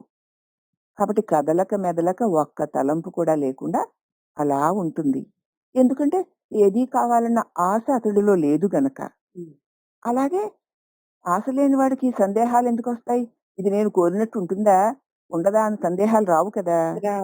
ఆశారహితమై ఉద్రేగాలు ఏమి ఉండవు. వచ్చిందంటే రాపోయినా ఒకటే. వచ్చింది కాని పొంగదు, రాదు అని కొంగదు. అత్యంత నిర్మలమై అలా ప్రకాశిస్తూ ఉంటుంది. కనుక అతడు ఎట్టి సంకల్ప వికల్పములు కలగడానికి అవకాశమే లేదు. అలా నిరంతర స్వరూప అనుసంధాన బలం వల్ల బాహ్య విషయ అనుసంధానం అంతా తెగిపోయి ఇక తన స్వరూపమై మిగిలిపోయిన వాడికి ఇక బాహ్య విషయ బంధం వైపు చూడడు అతడు. ప్రారంభవశాన్ని ఏదో అలా వస్తే వచ్చింది, పోతే పోయింది అన్నట్టుంటాడు. ఏదో ఒక వ్యవహారం చేస్తే జరిగితే జరిగింది, లేకపోతే లేదన్నట్టుంటాడు. కాబట్టి అతడికి ఈ క్రియాకలాపాలు కూడా ఏమీ అంటవు. అంతేకాకుండా జ్ఞాని నిష్క్రుడై ఓరగా ఉన్నను బాహ్య వ్యాపారములు చేయుచున్నను వాని చిత్తమందు ఎల్లప్పుడూ సంకల్ప శూన్యంగా ఉంటుంది. జ్ఞాని ఏ పనులు చేయకుండా ఊరికే అలా ఉన్నా సరే, అలాగే ఏవేవో పనులు చేస్తున్నా సరే వారి చిత్తము ఎల్లప్పుడూ కూడా సంకల్ప శూన్యంగా ఉంటుంది. లోపల ఏమీ ఉండదు. మరియును అట్టి జ్ఞాని ఎట్టి సంకల్పంలో లేకుండానే ఒకప్పుడు నిశ్చల రూపుడై ఉంటాడు. ఒక్కొక్కసారి అసలు ఆ నిశ్చలంగా ఉండిపోతూ ఉంటాడు. ఒక్కొక్కప్పుడు ఏవైనా చేష్టలు చేస్తూ ఉంటాడు. ఇందాక అంతసేపు అంత నిశ్చలంగా ఉన్నప్పుడు మళ్ళీ ఎంత అద్భుతంగా ఈ పనులన్నీ చేసేస్తున్నారు అనుకుంటాం మనం. అట్లేనను అతనికి ఏమీను ప్రతిబంధం ఉండదు. అతనికి ఏదీను అంటదు. చేస్తున్నా ఏమీ అంటదు, చేయకపోయినా కొత్తగా ఏది ఒరగదు. ఒక్కొక్కసారి అలా నిశ్చలుడై ఉంటాడు, ఒక్కొక్కసారి అలా వ్యవహారాలు చేస్తూ ఉంటాడు. ఎందుకంటే ఆ చేసేది దేహేంద్రియాలే కానీ తాను కాదు కదా. తను నిశ్చలుడు కాబట్టి కాసేపు దేహేంద్రియ మనోబుద్ధులు ఏ చలనం లేకుండా అలా ఉన్నాయి. అవి లేసి ఏవో ఇలా చేస్తున్నాయి. తానేమి చేయని వాడే కదా. భారాన్ని చూసి నిశ్చలుడు చంచలుడు అంటామే గాని అతనికి ఏమీ లేదు కదా. కాబట్టి అతనికి ఏది అంటదు. ఇట్లు జ్ఞానికి అజ్ఞానికి గల విశేషములు చెప్పి జ్ఞాని విషయమై ఇంకా వివరంగా చెప్తాను. ఎందుకంటే జ్ఞాని విషయం ఎంత చెప్పుకున్నా సరే అది మనకి ఎక్కడెక్కడ బంధాల్లో ఉన్నామో దాన్ని తెంచుకోవడానికి అమృతోపమానంగా ఉపయోగపడుతుంది కనుక ఆనందంగా చెప్పుకోగలుగుతాం. అంచేత అజ్ఞాని తత్ త్వం పదార్థ ఐక్యమును సద్గురువు వల్ల శ్రవణం చేసి ఇంతకుముందు పరమాత్మ జ్ఞానం లేదు, అజ్ఞానే, దేహం తాననుకున్న అజ్ఞానే. ఉమ్, అతడు సద్గురువు వల్ల తత్ త్వం అనేటువంటి పదాల యొక్క అర్థాన్ని గురువు దగ్గర విని ఉమ్, సంశయ విపర్యయ భావములు కలిగి ఉన్నందున తెలిసింది గురువు ద్వారా తత్ ఆ సద్వస్తువే త్వం నువ్వు నేను అని గురువు చెప్పారు. నాశనమైన సద్వస్తువునే నేనట, ఇవన్నీ నశించిపోయేవే, అవును నాకు తెలుస్తోంది కూడా అని తెలుసుకుని సంశయ విపర్య భావాలు కలిగి ఉంటాడు. అయినా సరే దాన్ని సరిగ్గా తెలుసుకోక వ్యతిరేక అర్థం చేసుకుంటూ ఉంటాడు. ఉమ్, ఖచ్చితంగా తెలియక వ్యతిరేక అర్థాలైనా చేసుకుంటాడు. అప్పుడు అవివేకమును పొందుతాడు. ఉమ్, లేదా సాక్షాత్కారము కొరకు చిత్త నిరోధం చేయడం మొదలెడతాడు. అయితే అనేక మంది జనులలో ఒకానొక్కడు మాత్రమే ఆంతరమున పరిపూర్ణ అనుభవశాలి అయి బాహ్యమునకు మూఢుని వలె అనగా సంశయ విపరీత భావాలు కలవాని వలె వ్యక్తిస్తూ ఉంటాడు. సంశయం అనగా గురువు చెప్పింది అవునో కాదో అని అనుకోవడం. ఉమ్, నేను బ్రహ్మమునా, నేను ఆ సస్వరూపమునా, మరి ఈ దేహం ఇంద్రియములతో నే నేను కదా మరి, ఏమిటో గురుదేవులు అలా చెప్పారు, నేను బ్రహ్మమునట అన్న భావనతో ఉండడం దాని సంశయము ఉమ్, అంటారనమాట. ఆ, విపరీతము అనగా ఆత్మ కాని దారిని ఆత్మ అనుకోవడం. ఆ, ఓహో, నేను అంటే ఆత్మ అన్నమాట, నేనంటే వాణిని కదా, నేను ఆత్మని, వాణిని ఆత్మని చేసి చూడడం ఉమ్, కదా మరి, అంతే. అది విపరీతము. ఉమ్, గురువు చెప్పిన దానిని విపరీతంగా అర్థం చేసుకుని విపరీత భావాలతో వ్యవహారం చేయడం. ఉమ్, ఇప్పుడు ఇతడు విపరీత భావాలతో వ్యవహారమే చేస్తున్నాడు కదా, అంతే. అవునా? ఉమ్, ఎలా చేస్తున్నాడు? సంశయం అంటే గురువు చెప్పింది అవునో కాదో అనుకోవడం. ఉమ్, ఆ ఆ గొప్ప భగవంతుడు నేనట, ఉమ్, నేను ఆ భగవంతుడు నేనట, నేను భగవంతుడిని ఏమిటి కదా, నేను వాణిని కదా అని అర్థం చేసుకోవడం. ఉమ్, నువ్వు ఆ భగవంతుడివే, నువ్వు ఆ బ్రహ్మానివే నువ్వు అంటేను ఉమ్, అలా అర్థం చేసుకుని పైగా ఆ నేను బ్రహ్మం ఎలా అవుతాను అనుకోవడం. ఉమ్, ఇక విపరీతం అనగా తాను కానిది తాను అనుకుని, నేను కాని మేనుని నేను అనుకుని ఈ ఉమ్, నేనే బ్రహ్మం అనుకోవడం. అవునా? ఆ, ఇప్పుడు ఇదే పరమావధి కదా మరి. ఉమ్, ఇది విపరీత భావం. ఇలా అనుకోవడం వల్ల గురువు చెప్పిన దాన్ని విపరీతంగా అర్థం చేసుకుంటాడు. ఉమ్, ఎందుకంటే అంతకన్నా శుద్ధి పడలేదు, చెప్పింది ఆ, సరిగ్గా అది. అర్థం చేసుకునే సమర్థత, శుద్ధత లేదు వాడికి. ఉమ్, ఉమ్, అంటే దానికి విపరీతార్థాలు చేసి ఆ విపరీతార్థాలని మళ్ళీ మోసుకుపోతా ఉంటాడు అందరికీను. ఉమ్, ఉమ్. అథవా యాతి సంకోచం అని పైన చెప్పి ఉన్నాడు కనుక ఏకాగ్రత కొరకు చిత్త నిరోధము కూడా దూష్యమే అని చెప్పబడుతుంది. ఏకాగ్రత కోసం చిత్తాన్ని నిరోధించడం కూడా కొంత అడ్డే అవుతుంది అని చెప్తున్నారమ్మా ఈ శ్లోకంతో. ఇతర ధ్యానము లేవియూ లేకుండా లక్ష్యము ఒక్కదానినే ధ్యానించుట ఏకాగ్రత అనబడుతుంది. ఇతర ఉమ్, విషయ చింతనలన్నీ వదిలి నీ లక్ష్యం ఏదో దానినే ధ్యానిస్తూ ఉండడం, ఉమ్, దాన్ని ఏకాగ్రత అంటారు. ఉమ్, అట్టి ఏకాగ్రత గాని చిత్త నిరోధన గాని ఆత్మ సాక్షాత్కారము కలుగని అజ్ఞానుల చేత అభ్యసింపబడుతూ ఉంటాయి. ఆత్మ సాక్షాత్కారం కలిగిన వాడికి అటువంటివి చేయవలసిన అవసరం ఉండదు. అవసరం లేదు.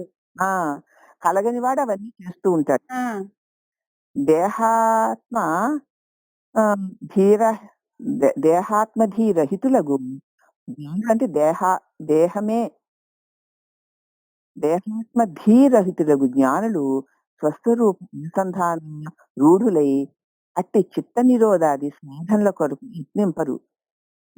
దేహమే నేను అని అనుకున్నారు, అనుకోని వారికి ఇక చిత్త నిరోధం కోసం ఏ సాధనలు చెయ్యరు. ఉమ్, అసలు చిత్త నిరోధం ఎందుకు చేయవలసి వస్తుంది? తను కాని తాను అనుకోవడం వల్ల. అవును.